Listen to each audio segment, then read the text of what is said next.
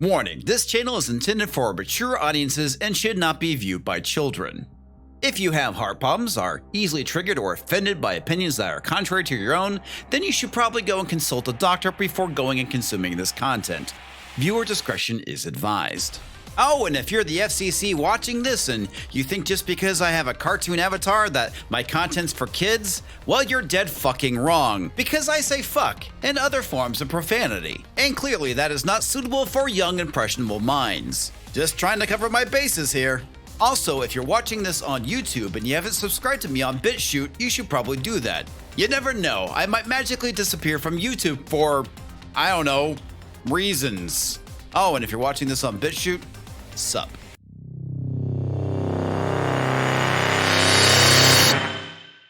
Welcome back, Pixel Nation Comics Division here.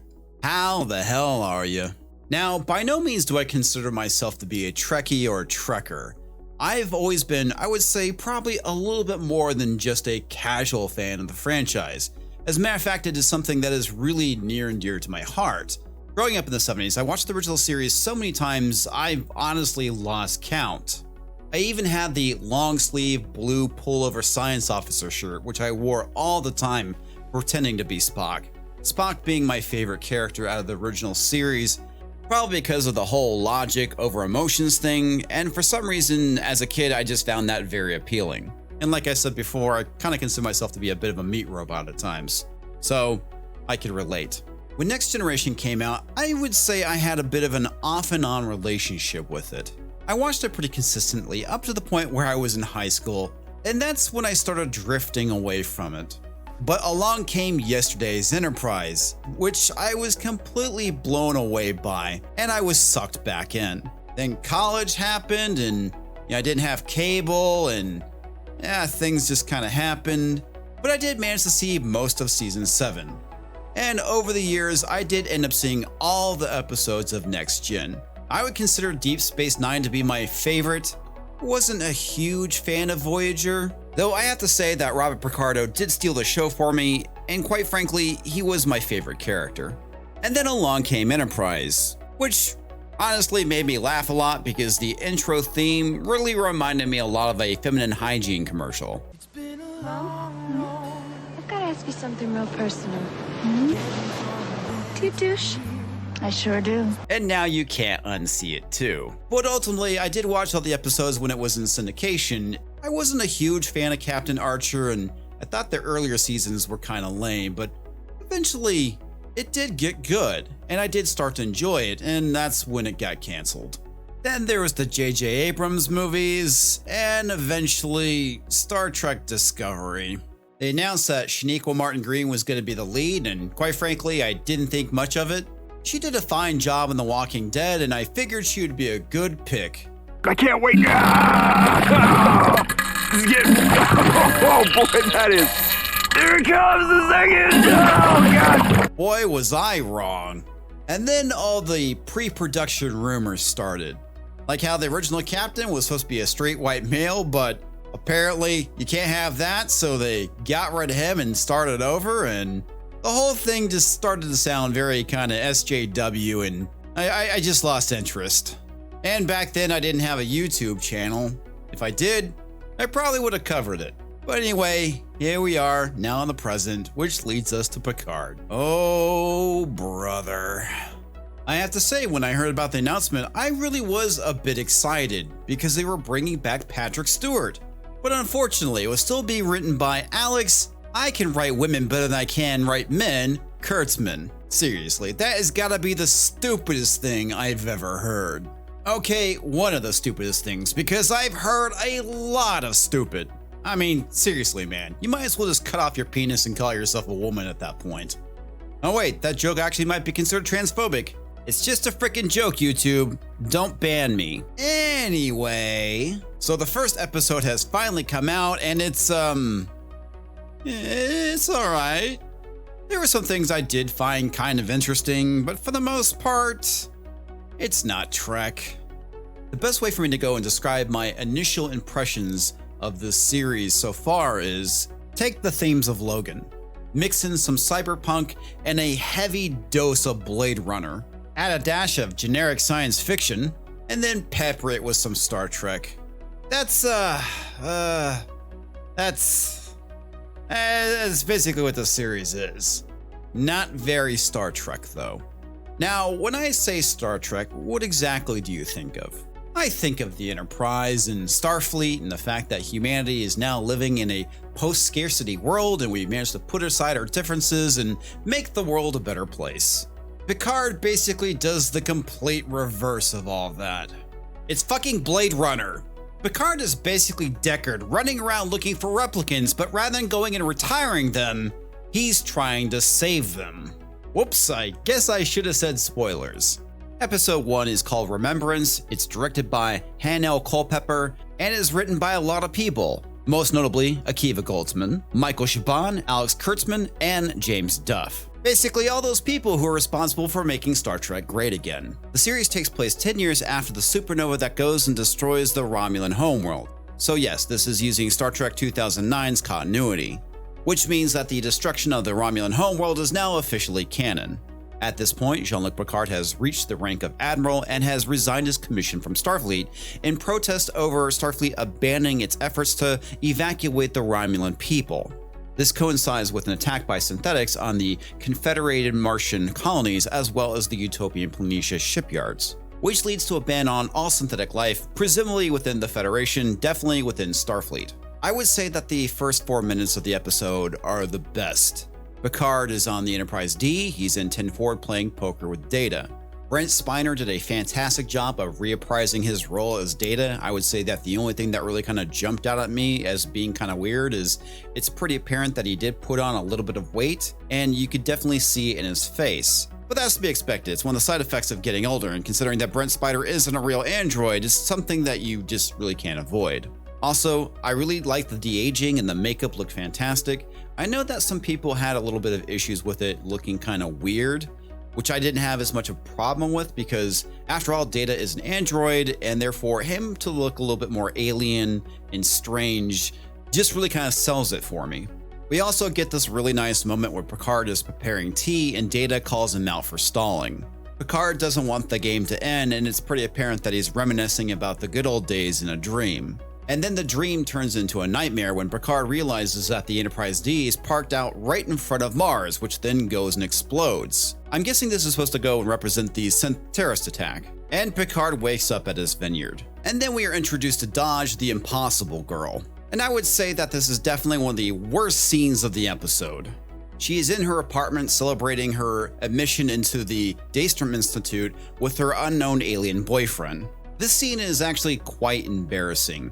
First off, Dahj's boyfriend looks like he either has milk duds or coffee beans glued to his head. It just looks really stupid. And on top of that, the conversation that they're having comes off as being too modern and too relevant. This is definitely a conversation that would not be taking place in the future. It just feels too much like a pair of millennials talking in 2020 or 2019 rather than in the far-flung future.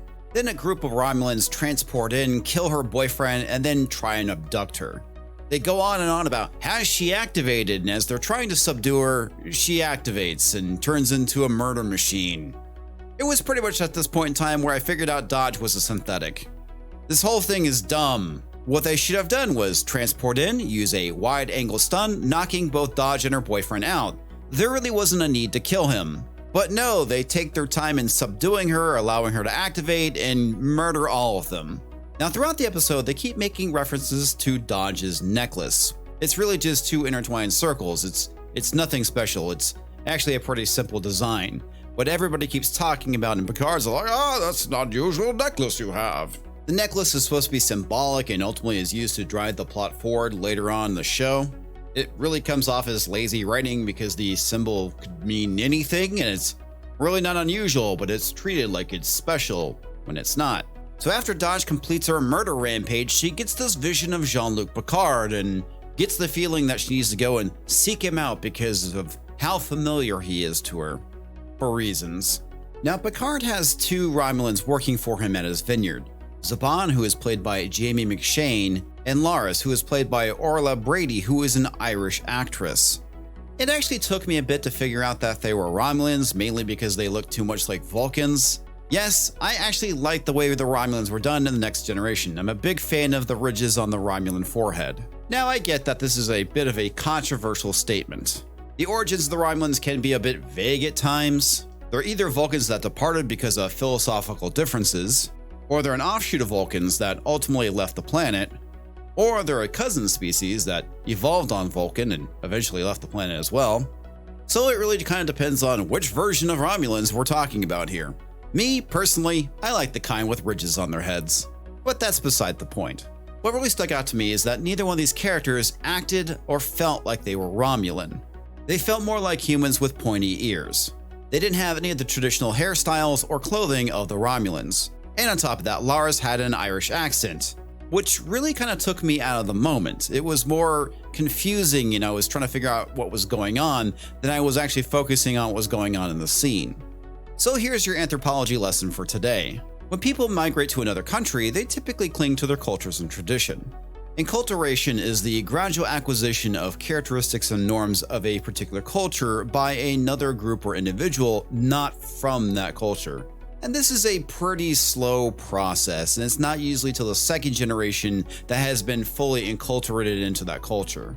So it's in my opinion that you would not have seen it with these Romulans. Yes, maybe they've gone and adapted human clothing, but I'm pretty sure they would have kept the Romulan hairstyle. And it's a damn shame because these are the type of things that would have been taken into consideration by Gene Roddenberry. But this is Kurtzman Trek, and what we're getting is shallow and vapid. And clearly the writers simply just didn't give a shit. To me, this attention to detail is what made Trek smart and interesting, and something that is completely lacking in Kurtzman Trek.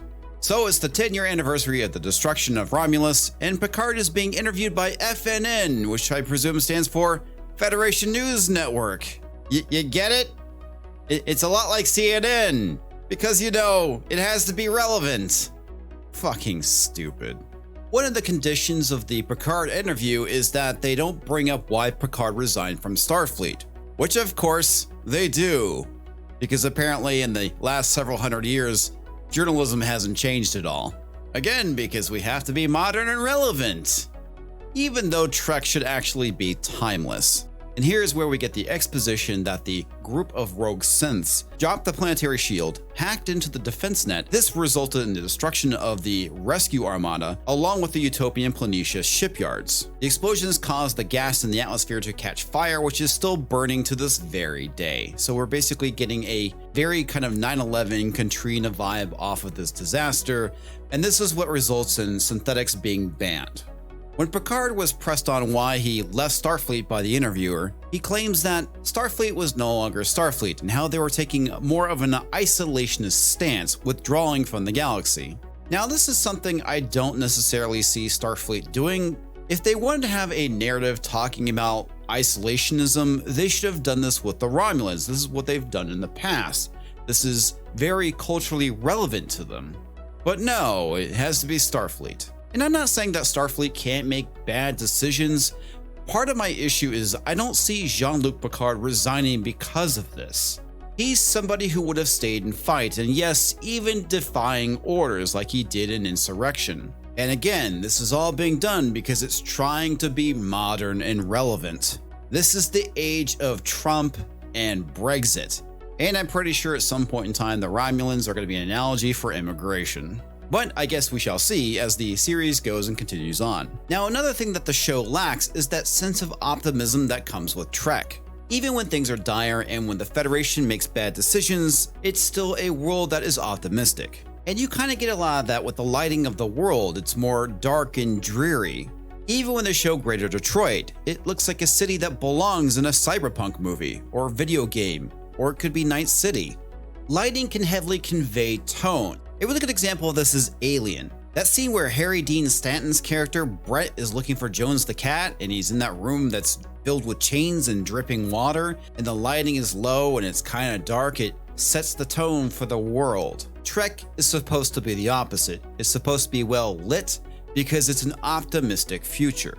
Anyway, Clara, the Impossible Girl, sees the interview and heads over to France to go and confront Jean-Luc Picard. And then next, Dodge magically shows up over at Chateau Picard. And yes, I get it, she could have used a transporter or maybe a taxi shuttle, but it's not shown, and it kind of throws off the pacing of the episode. Dodge is like, "Do you know me?" And Picard is like, "No, I've never met you before." And she's like, "Think harder. Do I seem familiar to you?" And Picard's all, yes, I do believe you're correct. You do seem kind of familiar to me." And then they become instant best friends. She then goes and gives Picard her life story, starts talking about how she was attacked and her boyfriend was murdered, and how suddenly she started going around and having all these crazy reflexes and murdering her assailants. And then you get dialogue like this. Something inside of me just knew what to do, how to move, how to fight. And somehow it was like lightning, seeking the ground. What? The actual fuck. Jesus Christ, I thought this was supposed to be Star Trek, not Melrose Place. This dialogue is so tragic. And for all the wrong reasons too. This is like teen TV show levels of drama. Oh my god. Fucking stab me in the face with a Hello Kitty doll. And you know what the worst part of this is? I'm barely 17 minutes into the episode. Laris goes and patches up her wounds, and Picard brings her a cup of tea, and this is where he goes and comments about the necklace. And like I said previously, this necklace has 2 conjoined circles. It's really not special, and he comments about how unusual it is. Now, if she was wearing a piece of jewelry that came out of Hot Topic, I might say he had a point. We get more terrible teen drama dialogue. Ever what? And a stranger to yourself. Many, many times. Set phasers to kill and shoot me in the fucking face.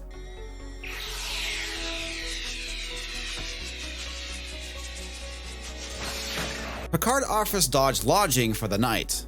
Next, we are treated to another Blade Runner-like dream. Picard sees Data off in the vineyard. He then goes and wanders up to him. He's now dressed in his Starfleet uniform. Data is working on a portrait. Then he turns around to face Picard. And when you finally see the painting, you'd have to be a blind man not to figure it out this is supposed to be Dodge. Data then asks the captain if he would like to go and finish the painting. He replies that he doesn't know how. Data says nonsense and goes to hand him the brush. When Picard takes the brush, he wakes up in his study. Picard then goes and stands up and spins around and sees another painting, very similar to the one that he saw in his dream. Laris then comes in to inform Jean-Luc that the girl has disappeared. So let me get this straight. She went and tracked down Jean-Luc, found him, stayed the night, and then left? Why? This makes no fucking sense. This whole logic is dumb. Picard then heads to San Francisco so he can go and visit Starfleet's archives, where his quantum archive is kept. What's a quantum archive? Well, good question. It actually does get explained. Apparently, objects held within the archive are kept in stasis, presumably so they don't deteriorate. And it's in the archive where he finds the painting that was in his dream. It was actually painted by Data, and it's called Daughter. Now, I get the feeling that this is actually a bit of a retcon. The index says that Data created the painting back in 2369. And if you come over to Lau's memory alpha page, you'll see that by 2368, Starfleet had come to recognize that Lau was Data's offspring, and this was reflected in the crew manifest database file for Data. And they're citing the offspring as the source. So apparently this painting that was created afterwards of Lau is being retconned to be the painting in Picard. So my interpretation of this is that they're going and retconning Lau, because if they weren't, they would have mentioned her. Now, I've heard people say that the reason why Lau was not brought up is because it would be too confusing and the audience wouldn't understand, and that it would make the story too convoluted. You mean convoluted more than it already is? Well, you bring up Bruce Maddox, who was from season 2 of Next Generation, why not Lau? And quite frankly, you could sum it up with a single line of dialogue. All you have to do is have Picard say, ever since the death of Lau, Data always wanted to have another daughter. See? Problem solved. I kind of feel like people are simply making excuses for poor writing. Meanwhile, Dodge is running around the streets of France and decides to go and call her mother. She then goes and explains the situation about how there's people after her and people have been killed, at which point her mom tells her to go back to Picard. And she's like, wait a minute, I didn't tell you anything about Picard. How do you know about this? So my speculation is that Mom is actually nothing more than a computer program. I mean, she has to be. After all, Dodge is an android. This scene really doesn't make sense. I mean, why would she go and find Picard and then run away and then be told to go find Picard again by her mom? I mean, I know why. It's just a way to get her in San Francisco so things can happen. It's just dumb. Her mom tells her to go and concentrate and focus on Picard, which goes and unlocks her super secret hacking abilities, just like an achievement. So Dodge goes and tracks Picard down to San Francisco. So old man Picard's like, Dodge, where have you been? How did you find me? And she's like, yeah, I know stuff now. I can hear conversations down the street and whatnot. It's like her superpowers got activated or something. And so we get the next exposition dump that essentially Dodge is Data's daughter. He tells her about his sacrifice 20 years ago, presumably during the time of Nemesis, and how he went and painted a picture of her 30 years ago called Daughter. Dodge figures out that the Romulans have gone and tracked her and Picard down, so they go and flee, and this ridiculous fight scene ensues. So she goes and starts running around dodging all the blaster fire, and I shit you not, she leaps 30 meters into the air and lands on a series of steps to go and fight these Romulans.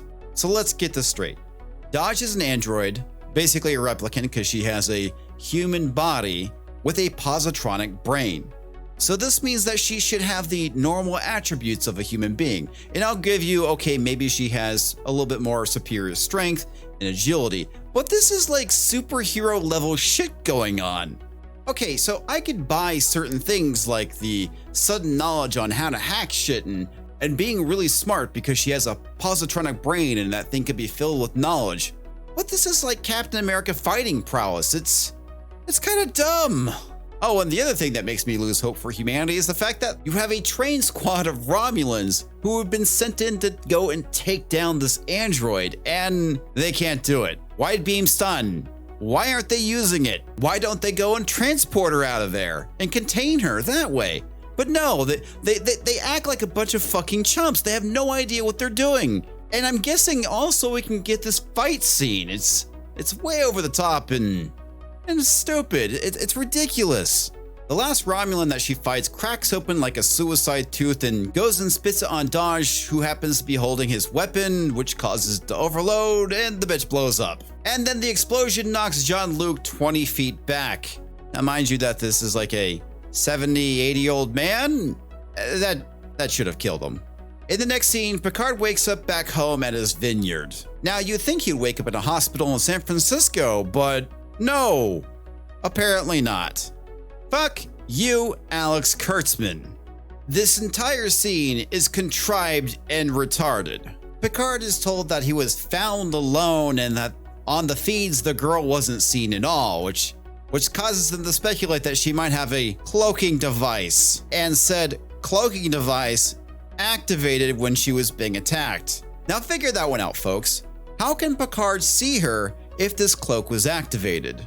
I kind of feel like if the writers were smart, they would ask these questions like, well, if she's a meat robot, where would this cloaking device go? Up her cooter? Probably not. This whole thing is contrived and stupid. And yes, I suppose that this cloaking device could be an implant, but I'm pretty sure it would show up on scans. But now I'm overthinking things, and I'm pretty sure somebody out there is going to say, oh, you're just being pedantic and overthinking things. Even though I'm pretty sure these are questions the writers should have asked, but I'm pretty sure they didn't. Because they're too fucking stupid. Picard then goes and heads over to the Daystrom Institute to go and try and find some answers. There he meets the drummer from Scott Pilgrim. He asks her if it's possible to create a sentient flesh and blood synthetic. She then stares at him like he's some senile coot who escaped from his assisted living facility, and then proceeds to laugh at him. No, really, how can I? She then politely tells him no, it's not possible. Let me get this straight. It's the 24th century.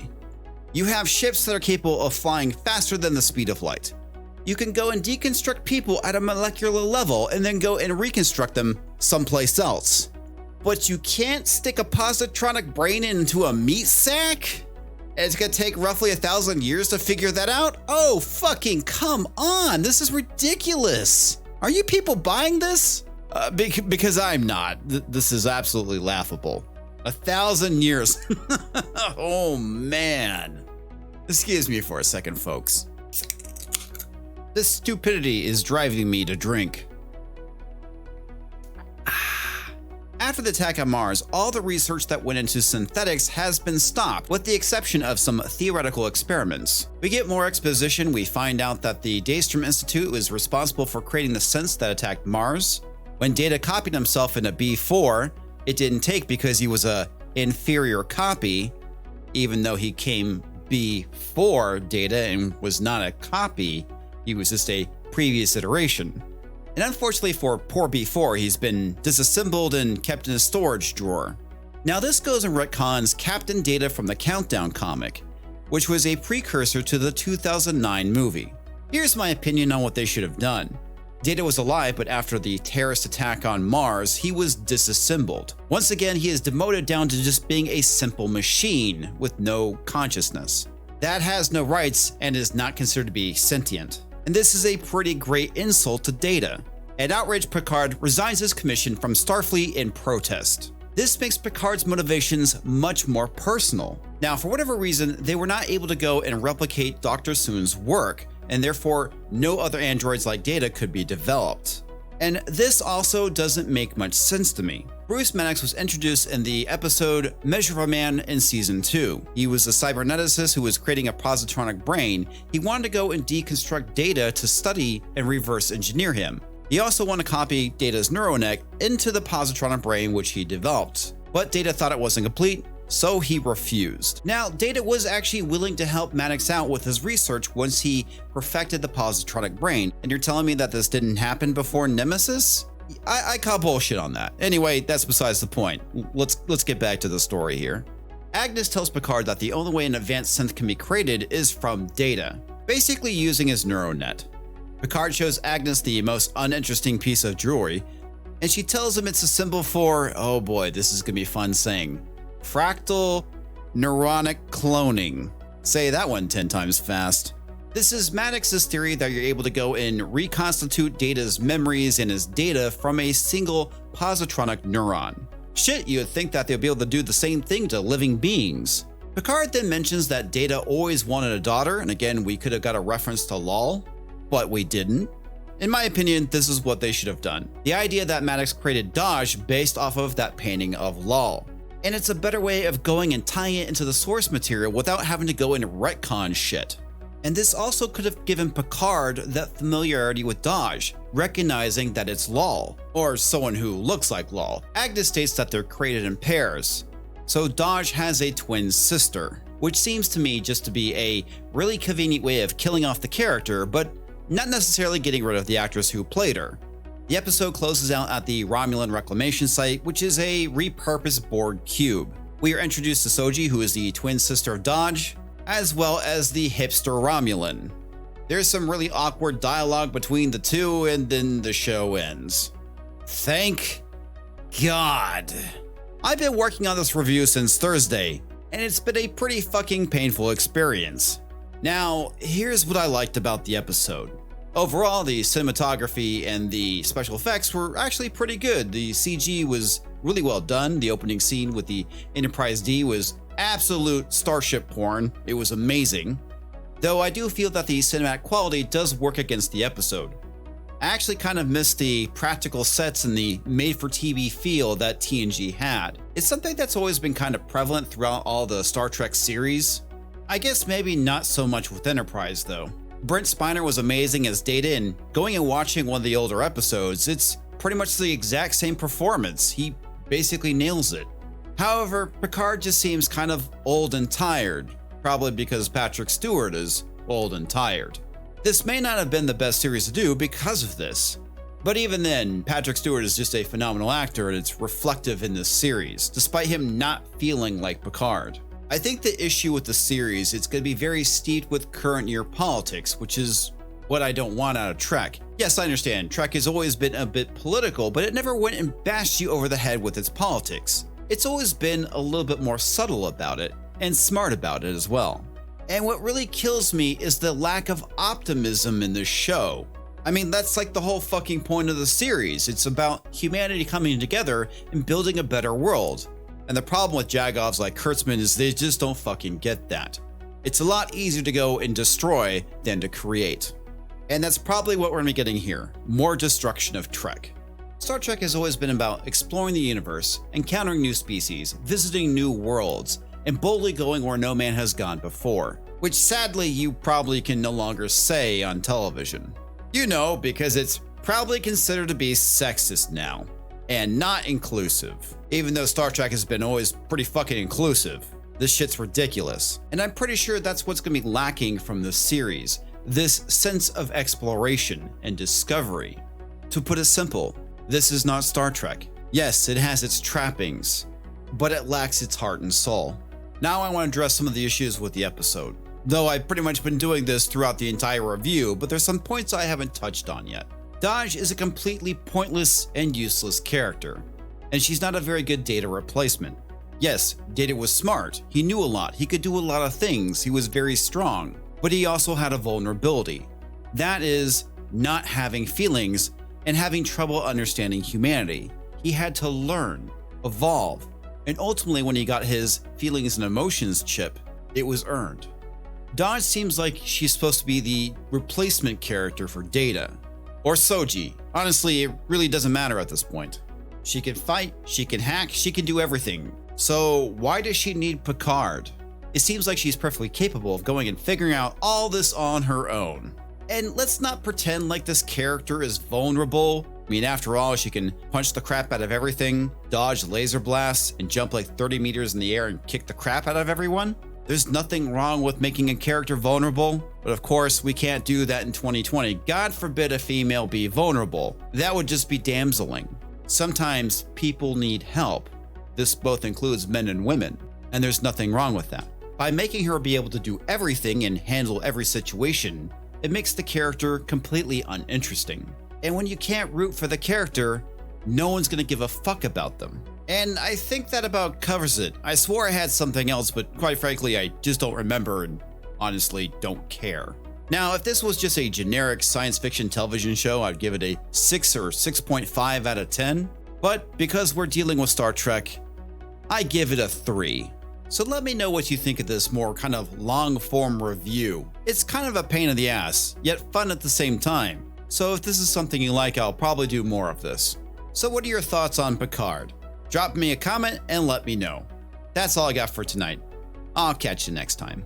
If you enjoyed this video, go and hit that like button. And if you didn't, well, thanks for watching anyway. Make sure to subscribe for more of my crappy content and shitty opinions. Bash that bell for notifications. I don't know if it works, but it makes me feel better to tell you to do it. Kappa is just around the corner, so make sure to go and follow me on BitChute, just in case my channel magically disappears at the beginning of the year. I even have a PO box in case you want to send me fan mail. Previously, there was a bit of an issue with it, but mail is now being delivered. I also want to give a huge shout out to those who support me on Subscribestar. You guys are awesome. Special recognition goes out to EHuntington for supporting me on the I'm a sucker with a lot of dough tier, as well as checks notes. Toxic Man Flu for supporting me on the Take My Money Damn It tier. All those tier names were rather glib, and quite frankly, I didn't anticipate anyone actually signing up for them. But I do appreciate your support. So, thank you very much.